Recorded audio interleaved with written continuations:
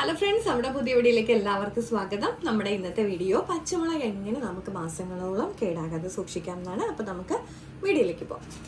അപ്പോൾ നമ്മുടെ പച്ചമുളകൊക്കെ ഞാനിവിടെ ഒന്ന് എടുത്തു വെച്ചിട്ടുണ്ട്. നമുക്ക് ഇനി ഒന്ന് കഴുകിയതിന് ശേഷം നന്നായിട്ടൊന്ന് തുടച്ചെടുക്കണം. അപ്പോൾ നമ്മുടെ പച്ചമുളക് ഞാനിവിടെ കഴുകിയതിന് ശേഷം ഒന്ന് തുടച്ച് വെച്ചിട്ടുണ്ട്.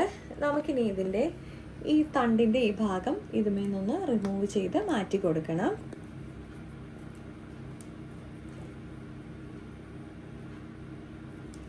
നമുക്ക് ഇതുപോലെ എല്ലാം ഒന്ന് റിമൂവ് ചെയ്തെടുക്കാം.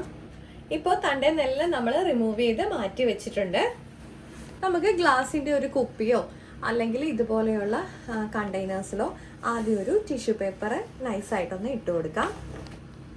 ഇതിലേക്ക് നമുക്ക് നമ്മുടെ പച്ചമുളകെല്ലാം ഒന്ന് ഇട്ട് വയ്ക്കാം.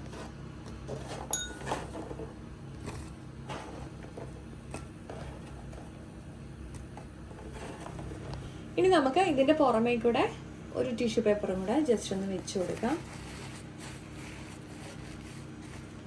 അതിനുശേഷം നമുക്ക് നമ്മുടെ ഈ ബോക്സ് അടച്ച് ഫ്രിഡ്ജിൽ സൂക്ഷിക്കാം. ഫ്രീസറിലല്ല, നമ്മുടെ താഴത്തെ തട്ടിൽ.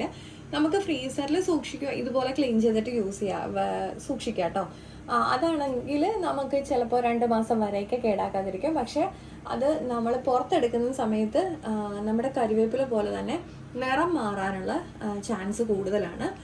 അതുപോലെ തന്നെ അതിൻ്റെ എരിവ് ഇച്ചിരി കുറയാറുമുണ്ട്. അപ്പോൾ അതുകൊണ്ട് ഇങ്ങനെ സൂക്ഷിക്കുകയാണെങ്കിൽ നമുക്കൊരു 10-15 ദിവസം വരെയൊക്കെ നമ്മുടെ പച്ചമുളക് കേടാകാതെ സൂക്ഷിക്കാൻ പറ്റും. പിന്നെ കൂടുതലായിട്ട് പച്ചമുളക് കിട്ടുന്നവരാണെന്നുണ്ടെങ്കിൽ നമുക്ക് ലേശം ഉപ്പും കൂടെ ചേർത്തിട്ട് ജസ്റ്റ് മിക്സിയിലൊന്ന് മിക്സ് ചെയ്തതിന് ശേഷം നമുക്ക് ഫ്രിഡ്ജിൽ സൂക്ഷിച്ചു കഴിഞ്ഞാൽ നമ്മുടെ കറികളിലൊക്കെ നമുക്കതിങ്ങനെ ചേർത്ത് കൊടുത്താൽ മതി. അതിൽ ലേശം വെളിച്ചെണ്ണയും കൂടെ ചേർത്തിട്ട് മിക്സ് ചെയ്ത് സൂക്ഷിച്ചാൽ മതി. അപ്പോൾ നമ്മുടെ ഇന്നത്തെ വീഡിയോ എല്ലാവർക്കും ഇഷ്ടപ്പെട്ടിട്ടുണ്ടെന്ന് വിചാരിക്കുന്നു. അപ്പോൾ ലൈക്ക് ചെയ്യാനും ഷെയർ ചെയ്യാനും കമൻറ്റ് ചെയ്യാനും മറക്കല്ല. അടുത്ത വീഡിയോയിൽ കാണും വരെ നന്ദി, നമസ്കാരം.